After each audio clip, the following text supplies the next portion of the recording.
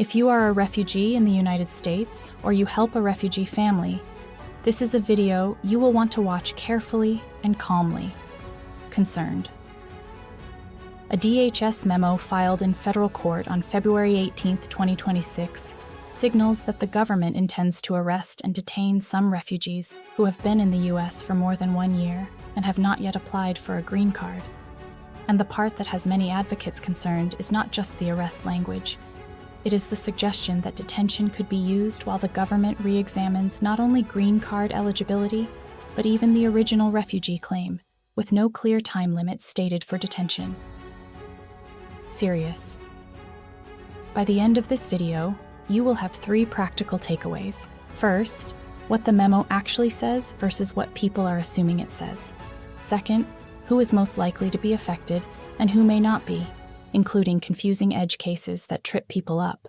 Third, a step-by-step preparation plan you can start today, including how to connect with credible legal support, how to organize documents, and what to monitor next while courts are still involved. Now, before we go any further, here is the key point most people miss. A memo is not the same thing as a new law, and it does not automatically mean mass arrests tomorrow. But a memo submitted in court is still a serious signal about enforcement intent, and it can change behavior on the ground quickly. So you do not panic, you prepare. Here is what changed, in plain English. According to the brief we have, DHS issued a memo stating it intends to arrest refugees who have been in the United States for more than 1 year and have not yet applied for lawful permanent residence, meaning a green card. The memo was submitted in federal court as part of ongoing litigation connected to an enforcement effort referred to as Operation PARRIS in Minneapolis. In that effort, ICE detained refugees in their communities and transferred them out of state while re-examining their cases. A federal court has paused those arrests while the lawsuit continues. And now, the new memo suggests DHS may try to expand that kind of approach beyond Minneapolis, potentially nationwide. This is where we need to slow down and separate what we know from what we cannot yet confirm. What we can verify from the brief is, the memo exists, it was filed in court, it states an intent to arrest and detain certain refugees who have not applied for a green card after 1 year, and a federal court pause is currently in place for the Minneapolis arrests connected to that lawsuit. What we cannot confirm from this brief alone is exactly how quickly DHS could operationalize this nationwide, which field offices would prioritize it, how they would identify people, and what the final court outcome will be on legality. That uncertainty is exactly why preparation matters. Next, we need to define a few terms fast, because this topic is full of words that sound similar but mean very different things. A refugee is someone who was admitted to the United States through the refugee program after extensive vetting. This is different from asylum, which is generally requested after a person is already in the U.S. or at a port of entry. Lawful permanent residence means you have a green card. Adjustment of status is the process inside the U.S. to become a lawful permanent resident, often filed on a form that many people refer to as the I-485, but the exact forms and steps depend on the category. Removal proceedings are court proceedings that can lead to an order of removal, sometimes called deportation, although the legal term is removal. Here is the mechanism DHS is pointing to, based on the memo description in your brief. Under current law, as summarized here, refugees are lawfully admitted after extensive vetting. 1 year after arrival, they are expected to apply for a green card. After 5 years as a green card holder, they may apply for citizenship.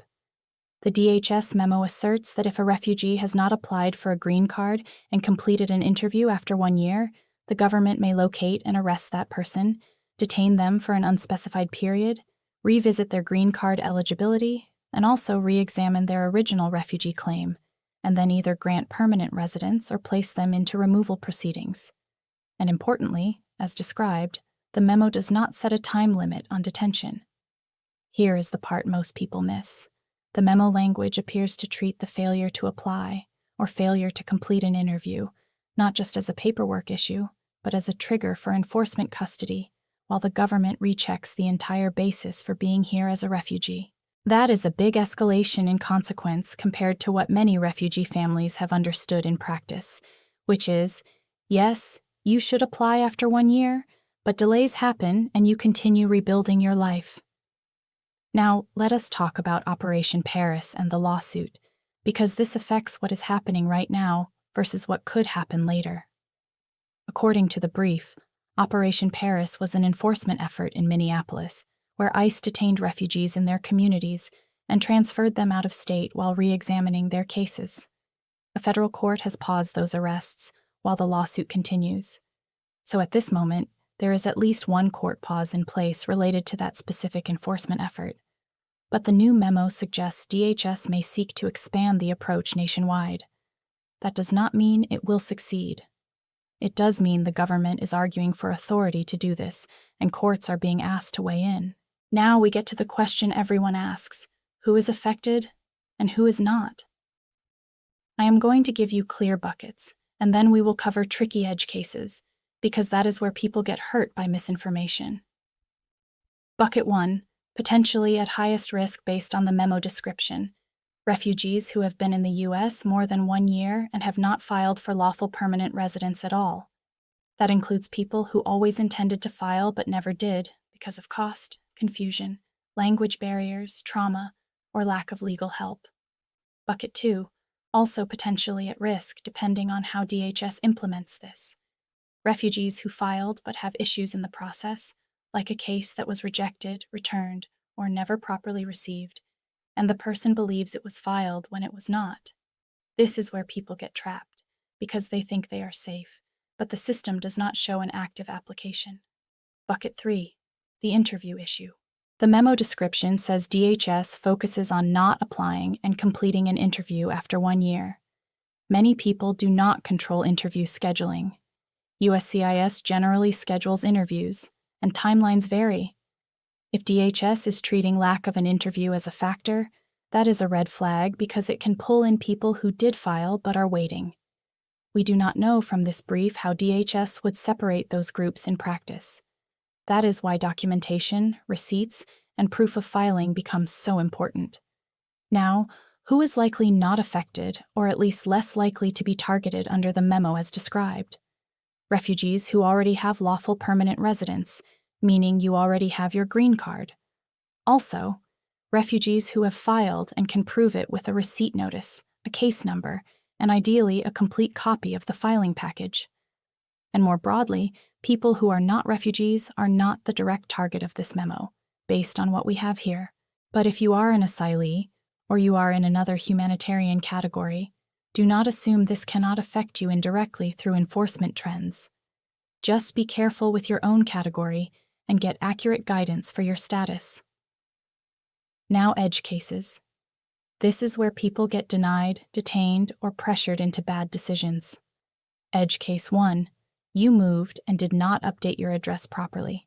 If the government sends notices to an old address, you can miss critical mail. Then it looks like you did not respond. And in a tougher enforcement environment, missed notices can escalate quickly. Edge case 2.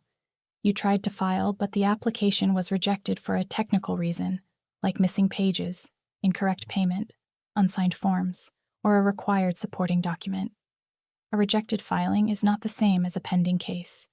If it was rejected and you did not refile, you may still be in the not applied bucket. Edge case 3. You used an unqualified preparer, sometimes called a notario, who took your money and did not file anything, or filed incorrectly. This is very common, and it becomes dangerous if enforcement starts looking for people without proof of filing. Edge case 4. You have a complicated history, like prior issues in another country, inconsistent documents, or confusion about identity information. A memo that suggests re-examining the original refugee claim can create risk for people who have perfectly valid cases but have trauma-related memory gaps, translation inconsistencies, or missing records. Now, why is this happening? We need to be careful here and avoid mind reading. But we can talk about the practical drivers and the enforcement logic described. One possible rationale is that DHS may be framing the 1-year green card application expectation as a compliance requirement. In other words, if the pathway is refugee admission, then apply for permanent residence after 1 year, then citizenship later, The government may argue that not taking the next step leaves the person in a prolonged in-between status that they want to close out. Another possible driver is enforcement trend and resource allocation. If an enforcement effort is already underway, and DHS believes it has authority to detain while re-examining cases, it may try to use detention as leverage to move cases faster, or to screen for cases it believes it can challenge. The problem, of course, is that detention is not just an administrative tool. It can separate families, cost jobs, and re-traumatize people who fled persecution. Another factor is backlog mechanics. Many immigration processes are slow. People wait months or years for decisions, and they may not have access to affordable legal help. If DHS expects refugees to apply after 1 year, but the system is slow and families are overwhelmed, an enforcement-first approach can turn ordinary delay into crisis. Here is a myth versus reality moment, because misinformation is spreading fast on this. Myth. If a refugee does not file for a green card after 1 year, they automatically become undocumented and deportable immediately. Reality. The brief does not say refugee status automatically disappears at day 366. It says DHS is asserting it may arrest and detain and revisit status and potentially place someone into removal proceedings. That is different from automatic loss of status, but it is still serious because it introduces detention and removal risk as enforcement tools. Myth. If you filed once, you are safe forever. Reality. You are safer if you can prove your filing is properly received and pending. A rejected filing, a lost filing, or a scammer who never filed can leave you exposed. Proof matters. Myth. This only affects Minneapolis. Reality. The enforcement effort described is in Minneapolis, and arrests there are paused by a court right now, but the new memo suggests DHS may seek to expand nationally. Expansion is not guaranteed, but the intent signal is there. Now let us get into real-world consequences, because people hear words like detention and removal proceedings, and they do not know what that means for daily life. Consequence 1. Sudden detention during normal routines. The brief describes people detained in their communities. That can mean during work, school drop-off, appointments, or travel between cities. Even if you have done nothing wrong, detention can happen quickly, and it is destabilizing. Consequence 2. Transfers out of state. The brief says refugees were transferred out of state. Transfers make it harder for families to visit, harder to reach local legal help, and harder to maintain jobs. Consequence 3. Family separation and caregiving disruption. Many refugee households include children, elders, or family members with medical needs. If the primary caregiver is detained, the family can face immediate crisis in housing, childcare, and finances. Consequence 4. Re-examining the original refugee claim. This is emotionally intense. Refugees often have had to tell painful stories in interviews before. Being asked to reprove trauma years later, especially while detained, can be re-traumatizing. Consequence 5. Work and identity document problems.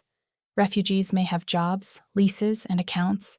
Detention can cause missed work, job loss, and gaps in income.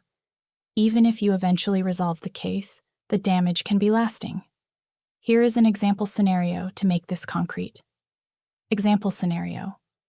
A refugee arrived 2 years ago, is working entry-level jobs, and supports a family. They intended to apply for a green card at the 1-year mark, but they could not afford attorney fees, and they were afraid of making mistakes in English. They also moved twice and did not fully understand address update rules. They assume they can file later when life is stable. Under the enforcement approach described in the memo, this person could be treated as a target for arrest and detention, and then forced to deal with the green card process and a recheck of their refugee claim from detention. Even if they ultimately qualify, the detention itself can cause job loss, rent problems, and family crisis. Here is a second example scenario, because this one happens a lot. Example scenario. Another refugee paid a document preparer who promised to file the green card application. They received a text message saying it was filed, but they never received an official receipt notice. Months pass. They assume USCIS is just slow, but in reality, nothing was filed, or it was rejected and never corrected. In a stricter enforcement environment, the lack of a real receipt number and proof of a pending case could become a serious vulnerability. Now, what should you do now? This is the most important part of the video, because this is where you can turn fear into a plan. I am going to give you a do this and avoid this checklist. This is general information, not legal advice, and you should verify your steps with official sources or a qualified attorney, but these are practical, safe actions. Do this. First, confirm your category and timeline. Are you a refugee as defined by your admission paperwork? Do you know your date of arrival? Write it down. If you are unsure, pull your admission documents and ask a qualified legal provider to confirm. This matters because the memo is focused on people over 1 year after arrival. Do this. Gather proof of status and identity in one place. That can include your travel documents, your I-94 record, your refugee admission paperwork, your employment documents, and any USCIS notices you have ever received. Make copies. Store them safely. If you can, keep a digital copy that a trusted family member can access. Do this. If you have already filed for lawful permanent residence, locate your official USCIS receipt notice and case number. If you cannot find it, try to retrieve your records. The goal is to be able to show proof that you filed and it is pending. A small detail changes everything here. Do this. If you have not filed and you are eligible, connect with legal support to discuss filing for lawful permanent residence. Your brief mentions using the American Immigration Lawyers Association directory to search for a qualified immigration attorney. That is a credible place to start.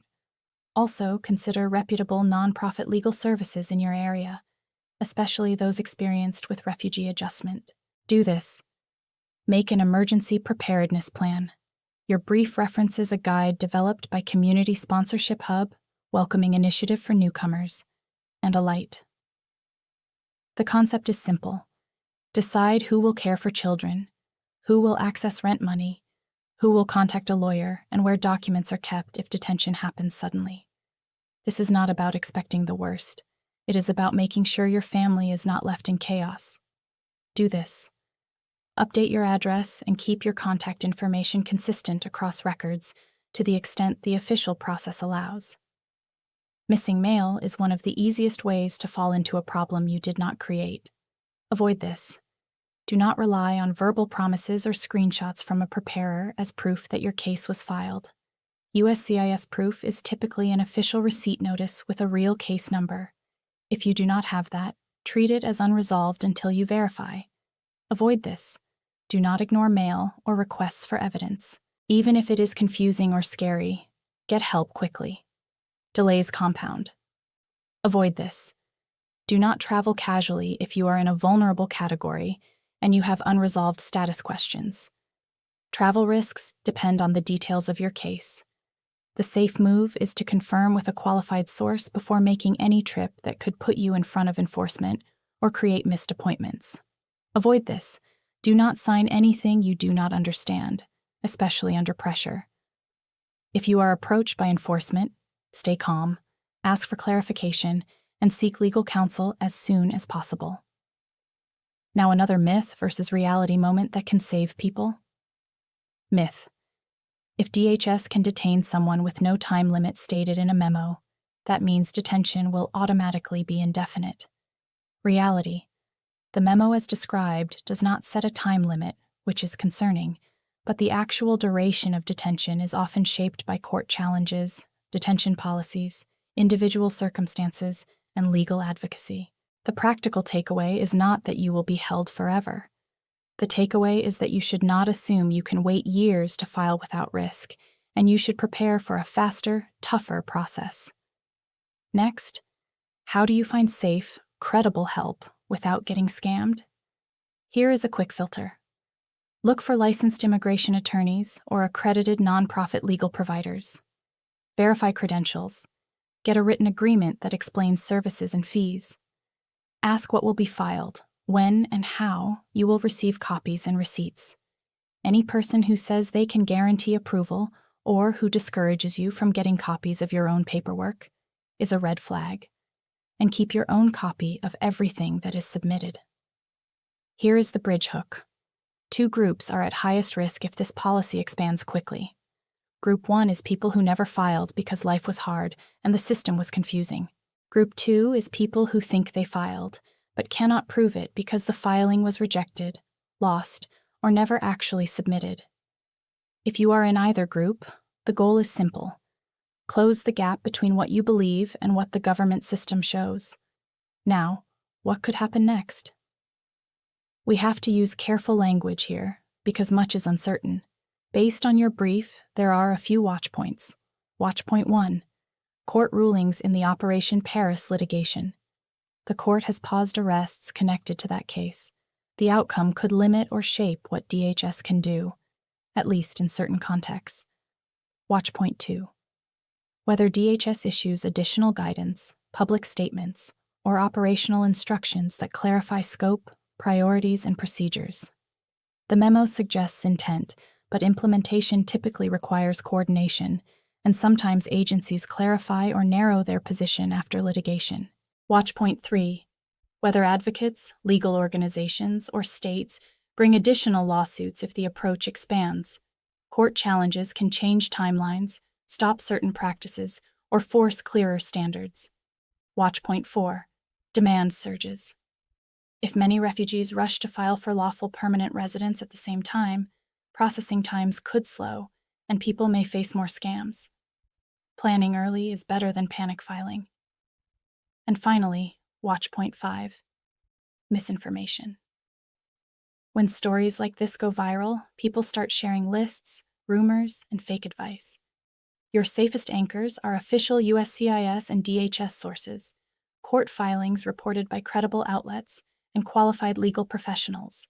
Let us end with a calm, practical recap. 1. A DHS memo filed in court on February 18, 2026, signals an intent to arrest and detain refugees who have been in the U.S. over 1 year and have not applied for a green card, and it suggests re-examining eligibility and even the original refugee claim. 2. This memo is connected to litigation over Operation PARRIS in Minneapolis, where a federal court has paused arrests while the lawsuit continues, but the memo suggests DHS may try to expand the approach nationwide. 3. The memo, as described, does not set a time limit on detention, which is why families and advocates are taking it seriously. 4. The people most at risk are refugees over 1 year who have not filed, and people who think they filed but cannot prove it with an official receipt. 5. The best next steps are practical and non-panicked. Connect with qualified legal help, organize proof of filing and identity documents, update contact information, and create a simple emergency plan for your family. If you want, you can pause this video right now and do one thing. Find your date of arrival and gather your key documents into one folder. That small step makes the next step much easier. If this video helped you understand what is happening without panic, consider subscribing and turning on notifications. We cover USCIS updates, immigration policy changes, and practical checklists so you can make informed decisions for your family. And if you have a question you want us to cover next, leave it in the comments, but do not post personal information. Stay steady, stay informed, and take the next safe step.